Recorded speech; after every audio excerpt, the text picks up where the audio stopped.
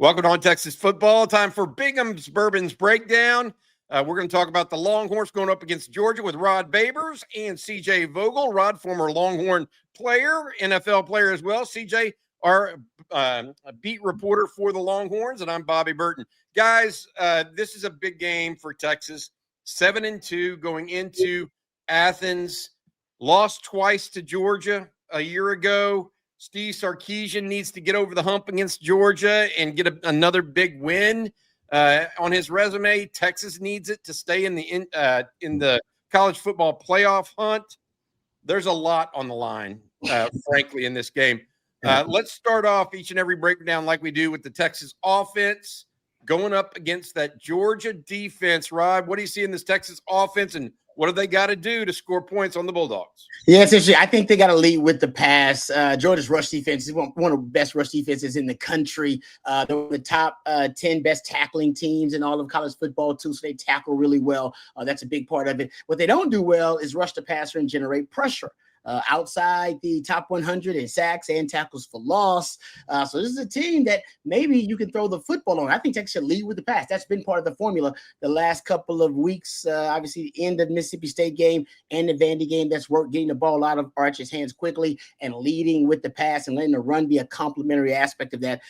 So I just think that's where Texas should lean on it, because I think Texas has advantages, or at least some advantages, on the outside. Those matchups, their wide receivers versus those Georgia DBs. I do like the fact that Texas had really good return on investment in terms of the move on the offensive line with Cole Hudson and Connor Robinson. Cole Hudson at the guard and Connor Robinson at center. So I think that helps in pass protection. I'm not sure if that's going to translate in the run game. This is also a big game for Sark, as we know. Sark has not necessarily been able to win the battle of wits with elite coaches, right? The Kalen DeBoers, the Ryan Days, the Kirby Smarts. I will say after that first matchup at Georgia, I think there were some lessons learned by Sark that translated really well to Texas competing and almost beating Georgia in the SEC title game. And by the way, a lot of it was in the passing game. It wasn't in the run game, because they couldn't run the ball in that game either. I think the blueprint for Texas is going to be just like Bama. Bama didn't run for a lot of yards versus Georgia. All right, well, they run for like 117 yards, something like that, less than 4 yards per carry. But where did they beat Georgia? They beat Georgia in critical moments, in critical downs, money downs. That's going to be the big key here, guys.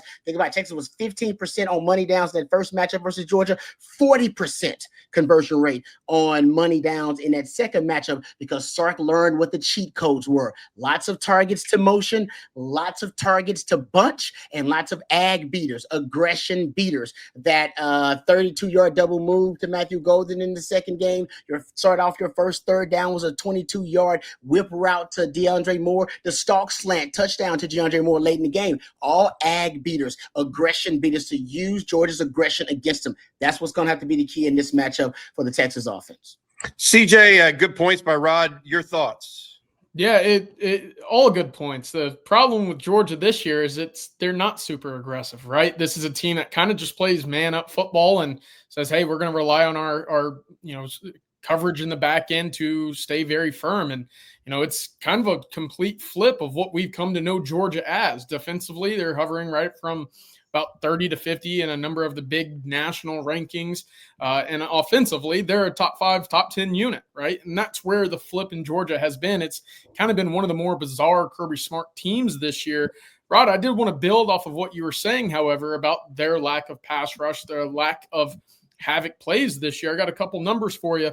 129th right now in tackles for loss. Crazy. 122nd in sacks. They're 123rd in turnovers forced, and that kind of goes back to where they were last year in turnovers forced. They just didn't do it very well. They only have 7 takeaways this year. They're actually -2 in turnover margin this year as well. Wow.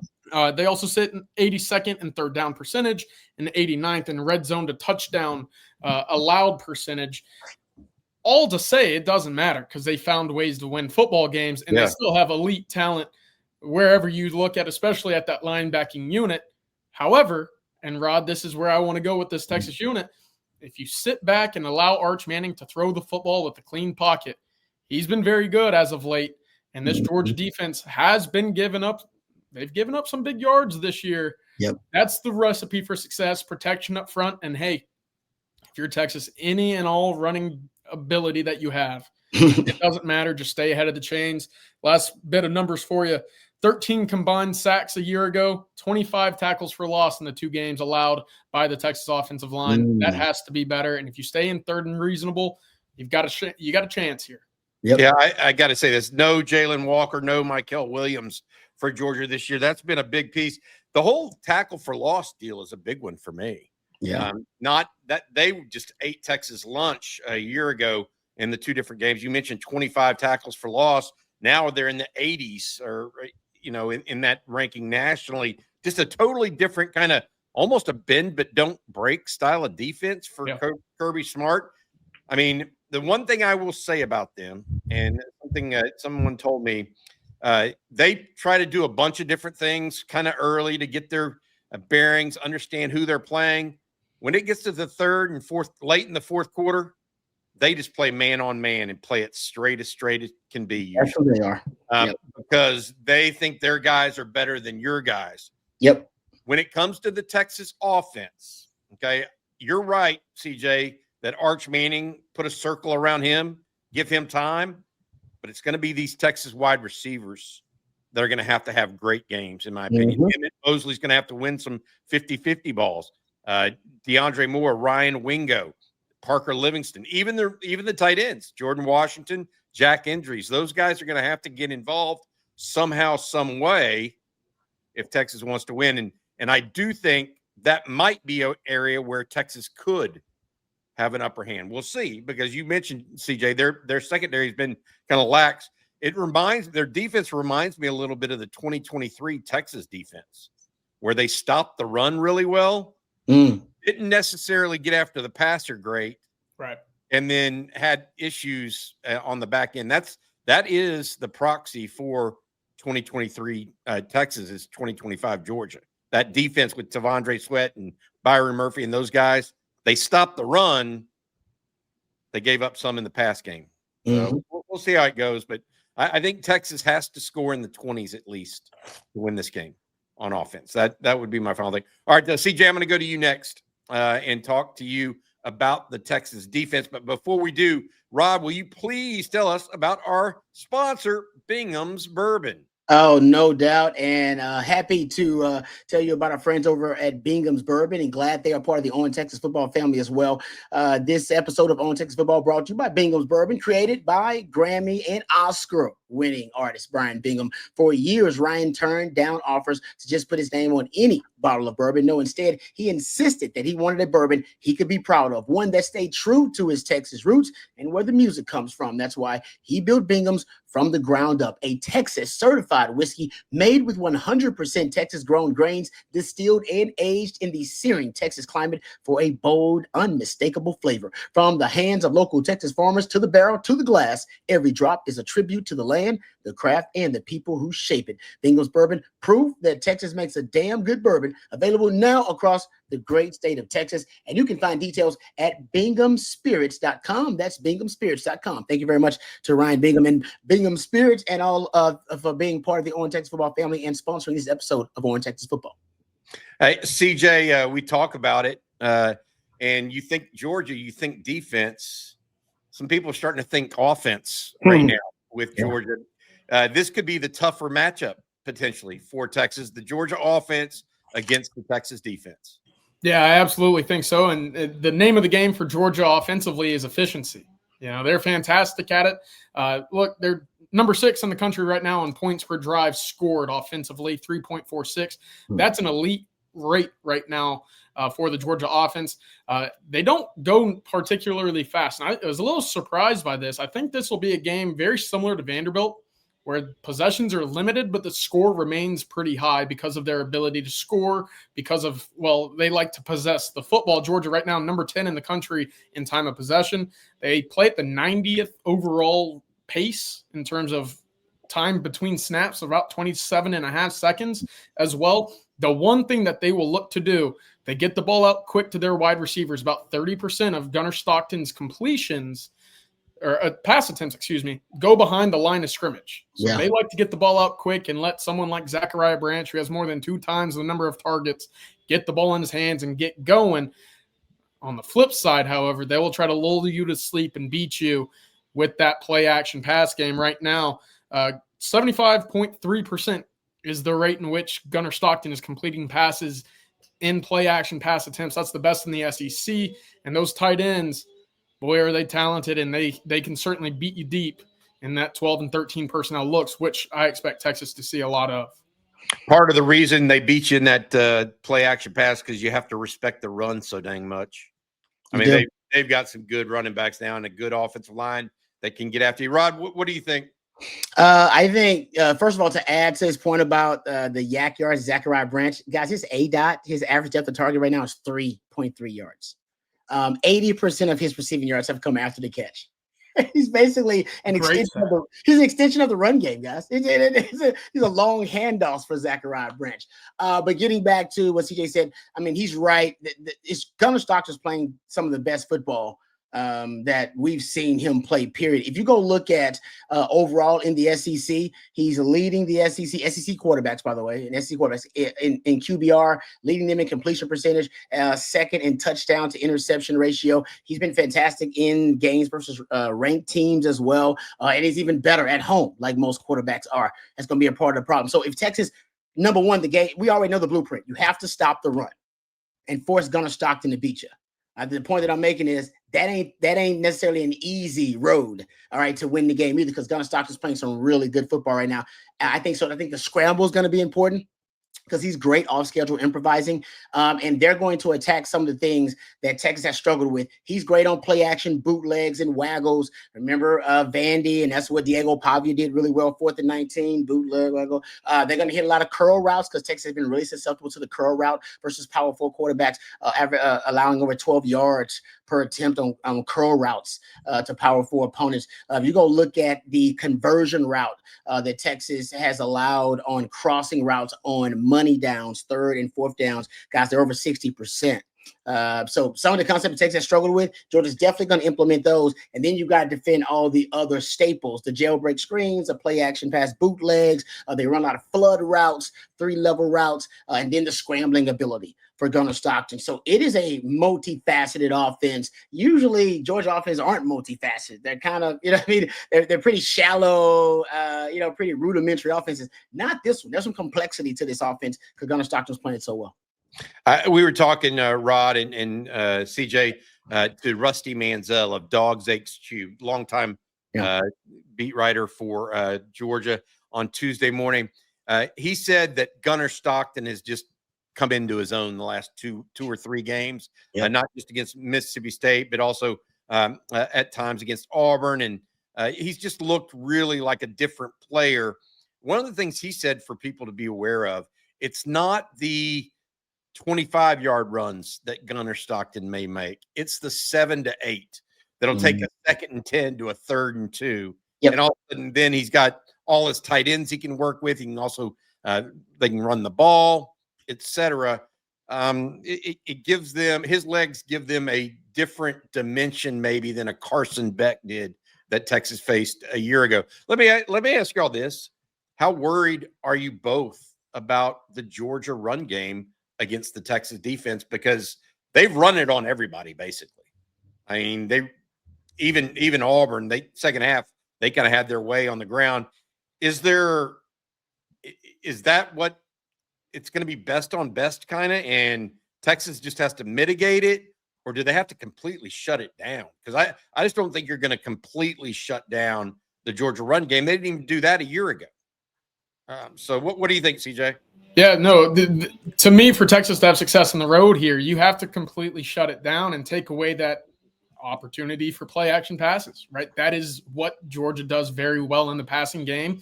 If you sit back and let Gunnar Stockton throw, I think there are some opportunities for interceptions, some turnovers, and obviously you lead the country in sacks right now. You have to be putting your defense in a position to pin its ears back and let a Colin Simmons and Ethan Burke or Brad Spence get after the quarterback, and that starts with starting quickly offensively, perhaps playing with the lead, right? Something Texas has struggled at times to do so far this year.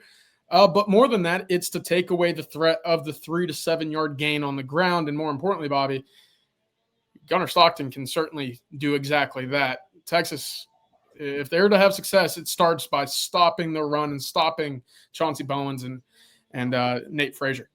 And I'll throw out there and add one thing because he's totally right about that. I mean, you got to make them one-dimensional. If they can run the ball and the playbook's wide open, that's bad news for that Texas D. It could end up looking more like Florida then if they got the full playbook at their disposal. Yep.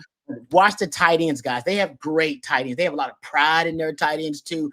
Delp is really good. Lucky had a little bit of a head injury, so I'm sure he's in concussion protocol, but I think he's going to play based on all the stuff. His mom saying he's good, and Kirby Smart's really, optimistic. I think he's going to play. It's Texas. And then they got this other kid. Was it Elias Williams? Yep. Oh, dude, 6'6", legit 6'6". I mean, might be a little bit over, and 255, 260, and can move fluid. So they got tight ends. In Texas, I don't have to tell fans this. The last 3 weeks, 31 targets to tight ends, guys. 31 targets, 74% completion percentage throwing the tight ends. And I ain't gonna say the first down touchdown rate is over 55% throwing the tight ends the last 3 weeks. And these tight ends are really good. They may have the best crop of tight ends. That's the group that you faced so far. So you got to watch that, man. That really worries me. In addition to Gunnar Stockton's scrambling ability and his ability, like you said, to keep them on schedule and keep plays alive. Moving on to special teams before we give our predictions for this game. Look, Georgia's as good as anybody in special teams in the country. Long story as it relates to kicking and punting. What are y'all's thoughts? I mean, Texas just needs to hold serve, and hopefully they get something from Ryan Niblett or the punt block team or something. What do y'all think, Rod? You used to be a special teams ace. I mean, does Kirby Smart kick to Ryan Niblett? I can't wait to see this. Like, does he actually kick to Ryan Niblett? Because he's not scared. He's not scared with those guys he's got. Kirby's got a lot of testicular fortitude, and he wants everybody to know, hey, we ready for a fight. All right, we're not gonna duck a fight. I can't wait to see if he kicks to Ryan Niblett or not, because I wouldn't kick to Ryan Niblett. But they may have a punter so skilled they can directionally kick away from him. They may have a punter so skilled and kick it high, put a lot of elevation on the football, and let the gunners get down there ahead of time. This is what kind of special teams you're dealing with. Usually, Texas, this season, because they've been good on special teams, they have the advantage there. That is not the case here. Actually, preseason-wise, you guys remember they dominate. They monopolize all the preseason special team selections because that's how good Georgia is on special teams. So they may have the advantage here. My question is, do you kick to Ryan Niblett or not? Do you have the scones to do that? I think they do. I think they do. I think they trust their athletes on the outside, much like a Texas would in a similar instance on the opposite side, right? Say, hey, we got great athletes here. We're going to take our best chance that you're not going to be able to block him and get to the corner or get to the edge like you have been against other teams that don't have Georgia-level speed, length, and disruption. I did want to mention this. Punting right now, Georgia top 20 in the country, north of 46 yards per game. They're 12 of 13 on field goal attempts. On the flip side, only one return of north of 20 yards in the punt return game. So there might be an area for Texas to pick up some chunk yards there. I also wanted to mention Texas is the number 2 team in the country in terms of starting field position. It's net starting field position right behind Texas Tech. To win a game in Athens, they're going to need to find some hidden yards in the return game, or pin Georgia deep to win that field of position battle. DJ, I'm going to stick with you. You said to win that game. Let's go to predictions, and you get to be first off the bus here with your prediction, buddy. Yeah, I've gone back and forth all week. I truly have. I think it could go really any way. Georgia's a 6.5-point favorite. Looking through again some of the ways that Texas is playing as of the last 2 weeks, right? I thought maybe you would have a pretty significant chance here, and until about Tuesday at 5 o'clock, I had Georgia winning this football game. Going through the numbers once again, I look at who the hungrier dog is, no pun intended. And it is Texas. It is Steve Sarkisian. It is getting over the hump finally and getting yourself back into that playoff potential. It's coming down to a field goal. I know Texas fans aren't going to like hearing that, given the last time Texas played Georgia and needed a field goal. But I think it's a high-scoring game. I think it's a 31-28 game. I have Texas squeaking it out. How about it? Wow. Nice. Wow. Rod B., what are you going to say to that, my man? I like it. Of course, Texas winning. That's what I want more than anything. I've had Georgia winning this game since preseason and all season long. To me, it's about trust. It's about trust. And I like what I've seen from Texas the last couple of weeks offensively. But That's just the last couple of weeks. They're still 108th overall in stuff rate on the offensive line, 122nd in pressure rate allowed. So maybe the Connor Robinson, Cole Hudson, experiment now truly, gives you an offensive line that can pass protect and give Arch time. That still makes you one-dimensional against Georgia. Don't mean you have balance in the offense. Georgia's not as good as they were last year, but neither is Texas. I'll take Georgia, 27-23. Woo, man! I tell you what, you guys are gonna have me needing a defibrillator on Saturday. I think that, to Rod's point, I actually think this is a better Georgia team than a year ago. Yeah, not as good on defense, not nearly as good, but they are so much better on offense than they are. They can win a 40+ point game if they have to. They are really, to CJ's point, they're that efficient. And Stockton is a great distributor of the football, moves the chains with short passing and with his legs. They've got some young offensive linemen that are road graders. They've got a running back that I think is one of the best pinball running backs out there, and Chauncey Bowens. I mean, literally, he bounces off of people for 8 yards inside the tackles. By the way, I'm not talking about he's a decent outside runner. Nate Frazier is their home run guy, but Bowens is terrific. I think they score a lot of points, but to CJ's point also, they're very deliberate. Texas needs to get some stops early in this game. I think Texas has a very narrow path to victory. I truly believe that. I think they have to get after the passer when they have the opportunity. They have to get Georgia behind the line of scrimmage and behind the chains. I went Texas 24, Georgia 23. I'm gonna have to put the defibrillator on myself, I think. But look, these teams have played. I think the first game in season in Austin last year was an eye opener for Texas. I think that the SEC championship game may have been an eye opener for Georgia in some ways, and for the Georgia coaches even a little bit. And even though they got out of there with a win, it kind of surprised them how much Texas got after them a little bit in that game defensively. Let's see what happens in Athens. I'm going with Texas. I thought Texas would win this game in the preseason. I'm going to stick with that. Got to be a big game from Trey Moore, Colin Simmons, Anthony Hill, Ethan Burke. Those guys have big games. Lance Jackson, throw him in the mix too. They got to get after the passer, got to get some tackles for loss to put Georgia behind the chains. All right, that's going to do it for this episode. Rod, would you do us a favor and please tell folks one more time about Ryan Bingham and Bingham's Bourbon? No doubt. Happy to do so. Thank you very much to Ryan Bingham and Bingham's Bourbon for sponsoring this episode of On Texas Football. A Grammy and Oscar-winning artist, Ryan Bingham. For years, Ryan turned down offers to just put his name on any bottle. No, instead, he insisted that he wanted a bourbon he could be proud of, one that stayed true to his Texas roots and where the music comes from. That's why he built Bingham's from the ground up, a Texas-certified whiskey made with 100% Texas-grown grains, distilled and aged in the searing Texas climate for a bold, unmistakable flavor. From the hands of local Texas farmers to the barrel to the glass, every drop is a tribute to the land, the craft, and the people who shape it. Bingham's Bourbon, proof that Texas makes a damn good bourbon, available now across the great state of Texas, and you can find details at binghamspirits.com. Hey, by the way, if you are going to Athens for the game this weekend, please join me and CJ. We'll be with the Atlanta Texas X's on Friday afternoon. We'll be doing a show there from a place in Buckhead called Botica.